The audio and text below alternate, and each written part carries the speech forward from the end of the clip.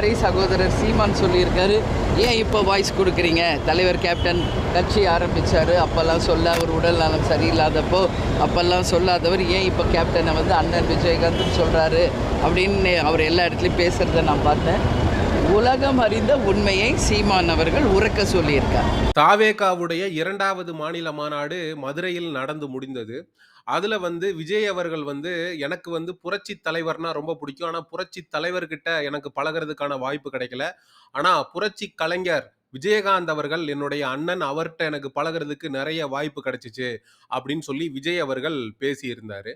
அதுக்கு எதிர்வினை ஆற்றபடி அண்ணன் சீமான் அவர்கள் விஜய் அவர்கள் விஜயகாந்தை ஏன் இப்ப சொல்லணும் மதுரை மாநாட்டுல? முதலாம் மாநாடு விக்கிரவாண்டியில நடந்தப்ப ஏன் விஜயகாந்த் அவர்களுடைய பேரை விஜய் குறிப்பிடல? அப்ப மதுரையில மாநாடு நடத்துறப்ப மட்டும் விஜயகாந்த் உங்களுக்கு தேவைப்படுறாரா? அப்படின்னு சொல்லி ஒரு சரியான கேள்விய அண்ணன் சீமான் அவர்கள் முன்வைக்கிறாரு. அப்படி முன்வச்சப்ப சீமான் அவர்களுடைய கருத்தை முன்மொழிஞ்சு பிரேமலதா விஜயகாந்த் அவர்கள், சீமான் அவர்கள் சொல்வது உலகறிந்த உண்மை, அதாவது விஜய் ஒரு சந்தர்ப்பவாதி, ஒரு சுயநலவாதி அப்படிங்கிறத பிரேமலதா விஜயகாந்த் போட்டு உடைச்சிருக்காங்க. நமக்கு ரொம்ப நாளா ஒரு கேள்வி மனசுக்குள்ள போட்டு அரிச்சுக்கிட்டே இருந்துச்சு. அதாவது ஒரு துக்க நிகழ்வு. அந்த துக்க நிகழ்வுக்கு விஜய் போயிட்டு வரும்போது, விஜய் மீது செருப்பு வீசப்பட்டது. அதாவது விஜயகாந்த் அவர்கள் இறந்துட்டாரு. அதுக்கு விஜய் அவர்கள் போயிட்டு வராரு. விஜய் மீது அந்த ஒரு நிகழ்வின் போது செருப்பு வீசப்பட்டுச்சு. என்னடா ஒரு துக்க நிகழ்வுக்கு போற நபர் மீது செருப்பு வீசுறாங்களே அப்படிங்கிற கேள்வி நமக்குள்ள அரிச்சுக்கிட்டே இருந்துச்சு. அந்த செருப்பை யார் வீசினது? பிரேமலதா விஜயகாந்த் அவர்கள் இப்படி பேசுவதற்கான காரணம் என்ன? அண்ணன் சீமான் அவர்கள் சொன்ன உலகறிந்த உண்மை என்ன? அப்படிங்கிறத பற்றி தான் இந்த காணொளியில தெள்ளத் தெளிவா பார்க்க போறோம்.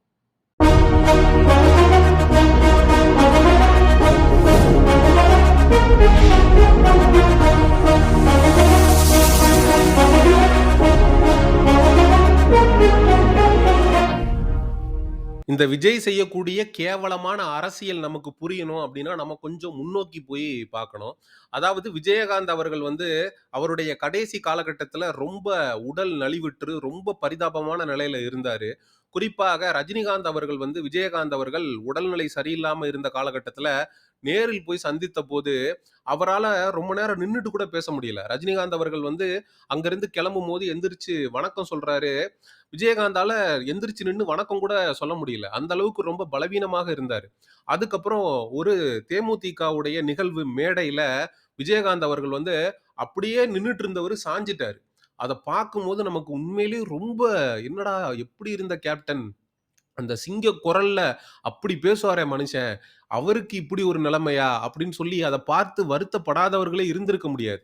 அப்படி விஜயகாந்த் அவர்கள் தன்னுடைய வாழ்நாள்ல கடைசி நிமிடங்கள கழித்துக் கொண்டிருந்த காலகட்டத்துல, அவர் உயிரோடு இருந்தப்ப, அண்ணன் அப்படின்னு சொல்லி பேசக்கூடிய விஜய், என்னுடைய அண்ணன் விஜயகாந்த் என்று பேசக்கூடிய விஜய் ஏன் நேரில் சென்று அவர பார்க்கல?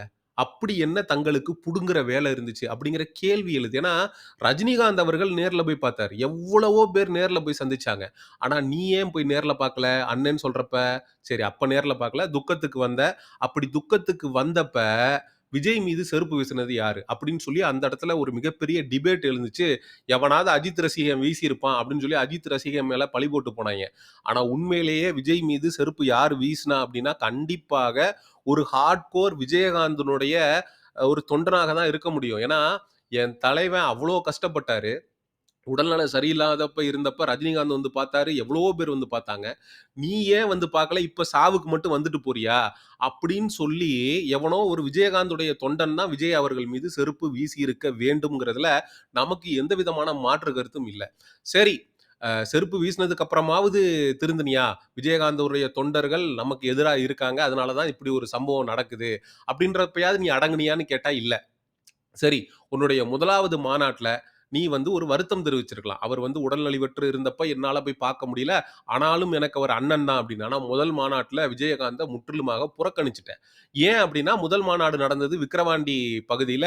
அங்க விஜயகாந்த் அவர்களுக்கு ஒரு மிகப்பெரிய செல்வாக்கு அப்படின்றது இருந்துச்சு. ஆனா கொஞ்சம் கம்மியான அளவுல இருந்துச்சு. ஆனா மதுரையில விஜயகாந்த் அவர்களுக்கு ஒரு மிகப்பெரிய செல்வாக்கு இருக்கு. சவுத்துல விஜயகாந்த் அப்படின்னா அவன் அவன் உயிர விடுவான். அப்ப அவிங்களுடைய வாக்க ஆட்டைய போடணும். அப்ப என்ன பண்ணணும்? விஜயகாந்த் என்னுடைய அண்ணன் அப்படின்னு பேசணும். அப்படின்றதுக்காக பேசுறேன். இது எவ்வளோ பெரிய இழிவான, கேவலங்கெட்ட, மானங்கெட்ட அரசியல். இப்படி நீ பண்ற ஒரு மானங்கெட்ட அரசியல தான் அண்ணன் சீமான் அவர்கள் பொட்டுன்னு போட்டு உடைச்சிட்டாரு. ஆனா நீ அவர் இருக்கும்போது அவருடைய கட்சிக்கு ஆதரவா பேசுனதோ அவரை போய் பார்த்ததோ இல்ல. இன்னைக்கு முதல் மாநாட்டில் அவர் பேரை குறிப்பிட்டிருந்தீங்கன்னா மகிழ்ச்சிக்குரியது. அண்ணன் சீமான் அவர்கள ஒரு தீர்க்கதரிசி அப்படின்னு தான் சொல்லணும். ஏன்னா, விஜய் செய்யக்கூடிய கேவலமான ஒரு கேடுகெட்ட அரசியல தோலுரிப்பத தன்னுடைய தார்மீக கடமையாக வைத்திருக்கிறார் அண்ணன் சீமான் அவர்கள். விஜய் அவர்கள் வந்து கட்சி தொடங்குன காலகட்டத்தில, நமக்கு இப்படி ஒரு எதிரி வருவான் அப்படின்னு சத்தியமா கற்பனையில கூட நெனச்சு பார்த்திருக்க மாட்டாரு. எப்படியாவது மாநாட்டுல விஜயகாந்த் அவர்களுடைய பேர சொல்லி, விஜயகாந்த் ரசிகர்களுடைய வாக்குகள நம்ம ஆட்டைய போட்டுறலாம் அப்படின்னு நெனச்சுக்கிட்டு இருந்த விஜயுடைய கனவுல மண்ணள்ளி போட்டிருக்கார் அண்ணன் சீமான் அவர்கள் அப்படின்னு தான் சொல்லணும். அது மட்டும் அல்லாமல் விஜயகாந்துடைய குடும்ப உறுப்பினர்கள், விஜயகாந்துடைய மனைவியே சீமான் அவர்கள் சொன்னது உலகறிந்த உண்மை அப்படின்றத பொது வெளியில ஒரு பத்திரிக்கையாளர்களுக்கு முன்னாடி போட்டு உடைக்க வச்சிருக்கிறாரு. விஜயுடைய சாயத்த வெளுக்க வச்சிருக்கிறாரு. வருகிற 2026 தேர்தல்ல எந்த ஒரு மானமுள்ள, ஈனமுள்ள, சூடுள்ள, சொரணையுள்ள விஜயகாந்த் ரசிகனும் விஜய்க்கு வாக்களிக்க மாட்டான் அப்படிங்கிறதுல எந்த விதமான மாற்று கருத்தும் இல்ல. இந்த காணொளி வாயிலாக நம்ம விஜய் அவர்கள்ட்ட வைக்கக்கூடிய கோரிக்கை அப்படிங்கிறது ஒன்றே ஒன்று மட்டும் தான். வருகிற 2026 தேர்தல்ல நீங்க பிரச்சாரத்திற்கு போகும்போது, தயவு செஞ்சு ஹெல்மெட் போட்டு போங்க. ஏன்னா, ஒரு துக்க நிகழ்வு. விஜயகாந்த் அவர்கள் மறைந்து விட்டார். அதுக்காக போனப்பவே செருப்படுத்து பின்மண்டையில அடிச்சுட்டானுங்க. நீங்க பிரச்சாரத்துக்கு போகும்போது எத எங்கெங்க இருந்து அடிப்பாய்ங்க அப்படின்னு நம்மளால சொல்ல முடியாது. ஒரு வடிவேல் காமெடில வர மாரி, "குருநாதா எரியிறாய்ங்கன்னு தெரியுது. ஆனா எங்க இருந்து எரியிறாய்ங்கன்னு தெரியலையே!" அப்படிங்கிற மாரி எவன் எந்தெந்த டைரக்ஷன்ல இருந்து எத தூக்கி எறிவான்னு தெரியாது. கடைசியில செருப்ப மட்டும் தான் எறிவாய்ங்களான்னு தெரியாது. மாட்டு ஐட்டத்தையும், மனுஷ ஐட்டத்தையும் மிக்ஸ் பண்ணி எறிஞ்சுட்டாய்ங்களே! அப்படிங்கிற மாரி ஆயிரப்போது. ஏன்னா, நமக்கு என்னதான் விஜய் அவர்கள் மீது விமர்சனங்கள் இருந்தாலும், விஜய் அவர்கள வந்து நம்ம ட்ரால் பண்ணாலும், அவருடைய உடைமை மீதும், உடல் மீதும் நமக்கு வந்து ஒரு அக்கறை இருக்கிறது. அதனால வந்து எந்த ஒரு மனிதனும் இந்த மாதிரியான தாக்குதலுக்கு உட்படுத்தப்படக்கூடாது. வன்முறை வந்து எதுக்குமே தீர்வாகாது அப்படிங்கிறதுலயும் இந்த இடத்துல நான் சொல்லிக்கொள்ள கடமைப்பட்டிருக்கேன். விஜயகாந்த் அவர்களுடைய தொண்டர்களும், ரசிகர்களும் வாக்களிக்கிறதுக்கு தான் தேமுதிக அப்படின்னு ஒரு கட்சி இருக்கு. உனக்கு உண்மையிலேயே விஜயகாந்த் அவர்களுடைய ரசிகர்கள் வாக்களிக்கணும் அப்படின்னா, அந்த கட்சியோட கூட்டணி வச்சுட்டு போ. அத விட்டுட்டு அந்த கட்சிக்கு வாக்களிக்கக்கூடிய தொண்டர்களும், ரசிகர்களுடைய வாக்கையும் ஆட்டைய போடுறதுக்காக நீ பிளான் போட்டுக்கிட்டு, உன்னோட 2வது மாநாட்டுல வந்துகிட்டு விஜயகாந்த் என்னுடைய அண்ணன் அப்படின்னு நீ பேசுறதெல்லாம் ஒரு அயோக்கியத்தனம். அப்படிப்பட்ட அயோக்கியத்தனத்த தான் விஜய் அவர்கள் செஞ்சிருக்காரு. அந்த அயோக்கியத்தனத்த அண்ணன் சீமான் அவர்கள் தோலுரித்து காட்டியிருக்கிறாரு.